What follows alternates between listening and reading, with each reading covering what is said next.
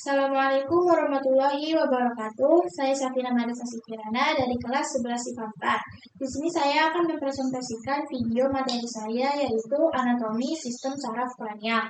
Yang pertama di sini ada 4 pembahasan yang akan saya bawakan. Yang pertama yaitu pengertian dari saraf kranial, yang kedua ada fungsi dari saraf kranial, yang ketiga ada jenis-jenis saraf kranial, lalu yang keempat gangguan yang mungkin terjadi di saraf kranial. Baik, yang pertama ada pengertian dari saraf kranial. Apa sih saraf kranial itu? Nah, saraf kranial atau nervus kranial itu adalah 12 pasang saraf yang dapat terlihat di bagian besar dan di bagian dasar atau bawah otak. Ini merupakan bagian penting dari sistem saraf, karena dari otak, saraf ini terhubung ke otot, organ indera, kelenjar, serta organ tubuh yang berada di bagian leher, kepala, dan dada tanpa harus melewati sumsum tulang belakang terlebih dahulu. Oleh karena itu, saraf ini memungkinkan penyampaian sinyal listrik atau informasi sensorik dan motorik secara langsung ke bagian-bagian tubuh tersebut. Lalu yang kedua, ada fungsi dari saraf kranial. Ada beberapa fungsi dari saraf kranial, yaitu yang pertama diantaranya ada fungsi sensorik.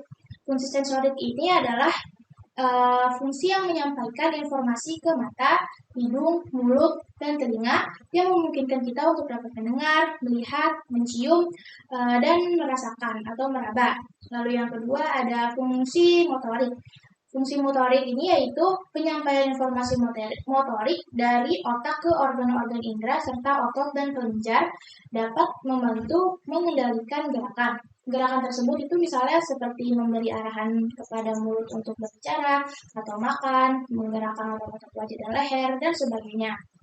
Lalu yang ketiga ada fungsi untuk mengontrol organ internal seperti jantung dan paru-paru.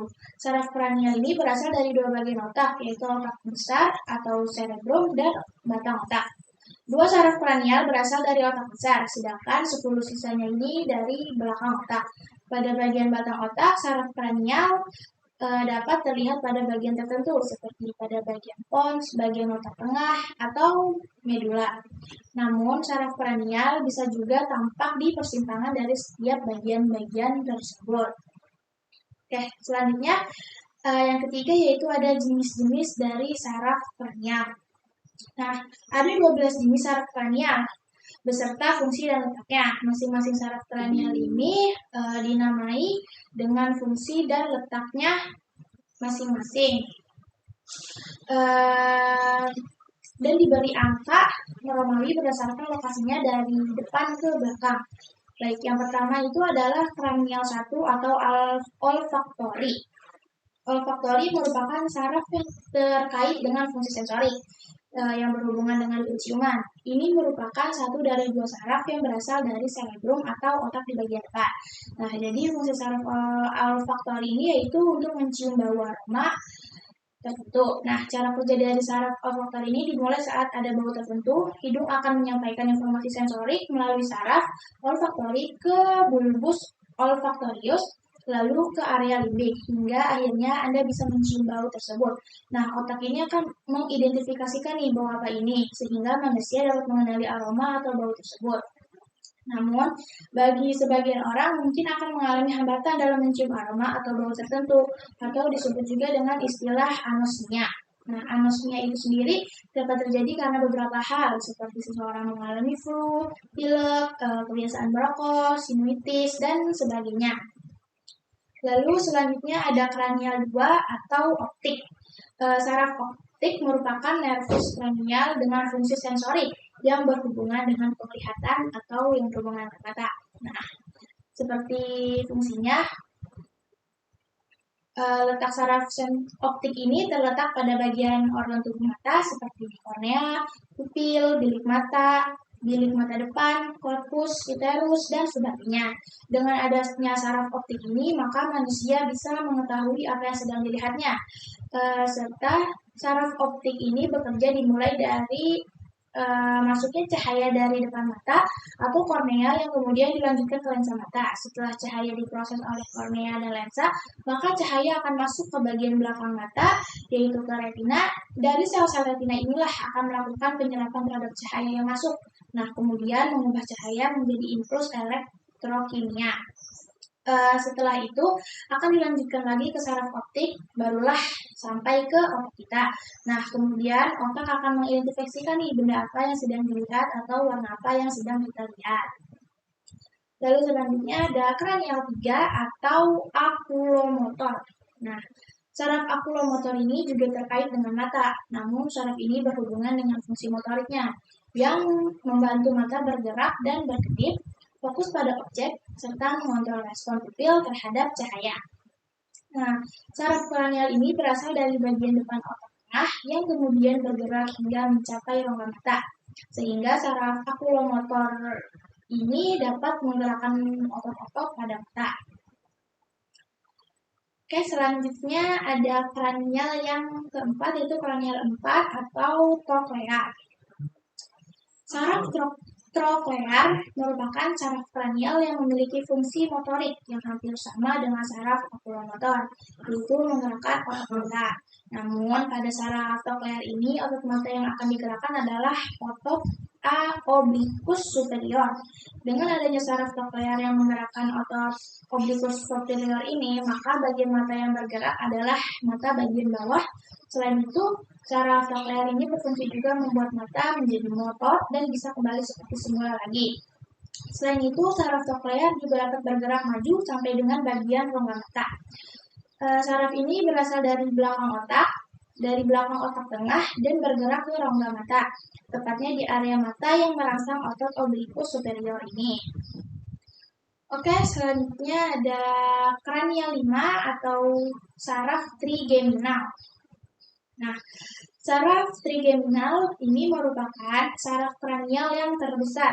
Saraf trigeminal ini terletak pada bagian sisi wajah kita. Jenis saraf ini terbagi lagi menjadi 3 bagian, yaitu ada ofthalmatik, maksila, dan mandibula, dengan fungsi masing-masingnya sebagai berikut. Yang pertama ada oftalmik. Fungsinya yaitu mengirimkan informasi sensorik dari kulit kepala, dahi, dan kelopak mata atas. Lalu yang kedua ada maksila yang berfungsi untuk mengirimkan informasi sensorik dari bagian pipi, kelopak mata bawah, bibir atas, dan rongga hidung. Lalu yang ketiga atau yang terakhir ada mandibula yang berfungsi mengirimkan informasi sensorik dan motorik dari bagian lidah, bibir bawah, dagu, dan rahang. Nah, saraf trigeminal ini adalah saraf kranial yang memiliki fungsi motorik dan sensorik. Jadi dia memiliki kedua fungsi itu. Nah, dalam hal ini fungsi sensorik pada saraf trigeminal seperti dapat merasakan sentuhan atau sensasi pada bagian wajah kita, leher atas, dan kulit kepala. Nah, sementara fungsi motorik dari saraf ini yaitu seperti memiliki peran dalam mengontrol setiap gerakan otot yang ada di bagian mulut, telinga, dan rahang yang memungkinkan kita untuk menggerakkan otot-otot muka kita. Lalu selanjutnya ada kranial 6 atau abdusen. Saraf abdusen juga terkait dengan fungsi motorik pada mata. Nah, saraf kranial ini mengontrol otot rectus lateral yang berperan dalam menggerakkan mata keluar seperti melihat ke samping. Saraf ini berasal dari bagian batak otak yang bernama pons. Nah, kemudian masuk ke area canal durello, kemudian bergerak lewat sinus cavernosus sehingga sampai ke otot rectus lateral di bagian rongga mata. Oke, selanjutnya ada kranial 7 atau facialis. Nah, saraf facialis ini merupakan saraf yang terkait dengan wajah kita. Saraf ini berasal dari area pons di batang otak, di mana terdapat akar saraf motorik dan sensorik pada saraf ini. Fungsi dari saraf facialis ini yaitu diantaranya yang pertama mengirimkan informasi sensorik dari lidah untuk merasakan makanan, menyampaikan informasi motorik untuk mengendalikan gerakan otot terkait ekspresi wajah, dia dapat membuat ekspresi wajah kita. Lalu yang ketiga memasuk kelenjar yang menghasilkan air liur dan mengeluarkan air mata. Nah, saraf facialis ini letaknya ada di bagian dalam kelenjar liur parotis yang sudah meninggalkan foramen stylotomatoideus. Nah, saraf ini membentuk beberapa cabang terminal pada batas anterior kelenjar parotis. Setiap cabang tersebut akan bergerak ke arah otot-otot yang dapat menggerakkan mimik wajah sehingga kita dapat berekspresi. Lalu selanjutnya ada krania 8 atau vestibulocochlea. Nah, saraf vestibulocochlea ini memiliki dua fungsi sensorik, yaitu yang terkait dengan fungsi pendengaran dan juga fungsi keseimbangan. Oleh karena itu, pada saraf vestibulocochlea terdiri dari dua bagian, yaitu vestibular dan cochlea, dengan fungsi yang berbeda diantaranya, yaitu yang pertama ada vestibular. Fungsinya itu untuk mengumpulkan informasi mengenai telinga bagian dalam dan berhubungan dengan keseimbangan. Lalu yang kedua ada cochlea, yaitu berkaitan dengan suara dan sinyal pendengaran dari telinga, serta mendeteksi getaran dari volume dan nada suara. Saraf vestibulocochlea ini asalnya dari lateral dari sudut yang sudah dibentuk antara cerebellum dan pons.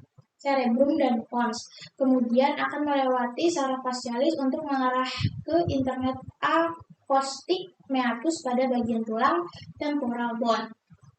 Oke, lalu selanjutnya ada kranial 9 atau glosopharyngeal.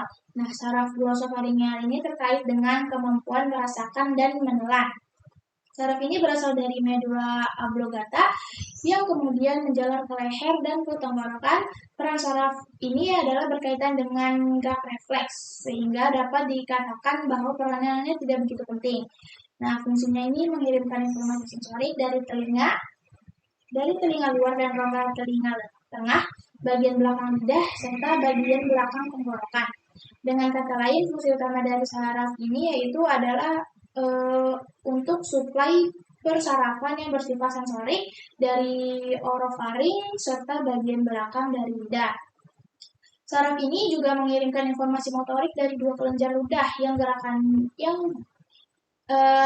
gerakan dari otot ini di bagian belakang tenggorokan. Lalu selanjutnya ada kranial 10 atau saraf vagus. Saraf vagus ini merupakan saraf kranial terpanjang karena menjalar dari otak sampai ke lidah, tenggorokan, jantung, dan sistem pencernaan kita. Saraf ini juga memiliki banyak cabang yang terdiri dari sensorik, motorik, dan otonom. Saraf vagus memiliki beberapa fungsi yang berhubungan dengan organ dalam manusia. Adapun fungsi dari saraf vagus seperti mengendalikan setiap gerakan jantung, paru-paru, hingga pita suara kita. Selain itu, saraf vagus juga memiliki fungsi mengontrol organ pencernaan seperti lambung dan usus kita. Nah, saraf vagus juga dapat membantu proses terjadinya hormon metabolisme tubuh dengan melakukan rangsangan terhadap kelenjar endokrin. Lalu selanjutnya ada kranial 11 atau aksesorius atau aksesori tulang belakang. Nah, saraf aksesorius ini letaknya ada di atas segitiga superior dari leher seperti trapezius dan sternocleidomatoid. Saraf ini terdiri dari dua bagian, pertama yaitu tengkorak dan yang kedua adalah tulang belakang. Pada kedua bagian itu satu sama lain saling bersinggungan dalam waktu yang sebentar sebelum bagian saraf tulang belakang melakukan pergerakan untuk mengirim otot-otot leher. Sementara itu pada bagian kranialnya ikut dengan saraf vagus. Fungsi utama dari saraf aksesorius yaitu fungsi motorik yang berhubungan dengan otot dan gerakan kepala, leher, dan bahu. Oleh karena itu, saraf aksesorius dapat mengendalikan setiap pergerakan yang terjadi pada otot leher, otot kepala, dan bahu sehingga dapat bergerak sesuai dengan keinginan yang kita mau. Serta ini juga membantu merangsang otot-otot laring dan faring yang terkait dengan fungsi menelan pada makanan. Baik, selanjutnya yang terakhir ada kranial 12 atau hipoglossus. Nah, saraf hipoglossus ini berasal dari medula oblongata yang kemudian menjalar ke bagian rahang dan mencapai lidah. Saraf hipoglossus memiliki fungsi motorik yang berperan untuk menggerakkan lidah dan berperan dalam menelan, berbicara, dan mengunyah makanan. Apabila saraf hipoglossus ini mengalami gangguan, maka lidah akan sulit bergerak atau bahkan mengalami kelumpuhan. Nah, kelumpuhan lidah ini biasanya terjadi pada satu sisi saja. Lalu materi yang terakhir yaitu gangguan yang mungkin terjadi di saraf kranial. Ada beberapa kondisi medis yang dapat merusak 12 saraf nervus kranial ini hingga kemudian memunculkan gejala. Adapun gejala yang timbul bisa berbeda tergantung dari bagian saraf mana yang rusak atau yang terkena. Misalnya, ada kerusakan pada saraf optik yang dapat mempengaruhi penglihatan kita atau bahkan dapat menyebabkan kebutaan. Nah, lalu selanjutnya sementara pada masalah penciuman bisa terjadi jika saraf olfaktor kita rusak. Nah, di sini ada beberapa penyebab dari kerusakan-kerusakan tersebut, diantaranya seperti dari stroke, gejala cedera kepala traumatis, dalmasi, neuralgia trigeminal, infeksi otak, tumor otak, diabetes, dan hipertensi atau tekanan darah tinggi. Baik, itulah tadi materi yang dapat saya sampaikan tentang anatomi dari saraf kranial. Yang pertama itu ada pengertiannya, ada fungsi-fungsinya, yaitu ada 3 fungsi, yaitu fungsi motorik, sensorik, dan yang berhubungan dengan organ tubuh. Lalu ada jenis-jenisnya yang terdiri dari 12 jenis. Lalu ada beberapa gangguan yang mungkin terjadi pada saraf ini. Baik, segitu saja yang dapat saya sampaikan. Kurang lebihnya mohon maaf. Wassalamualaikum warahmatullahi wabarakatuh.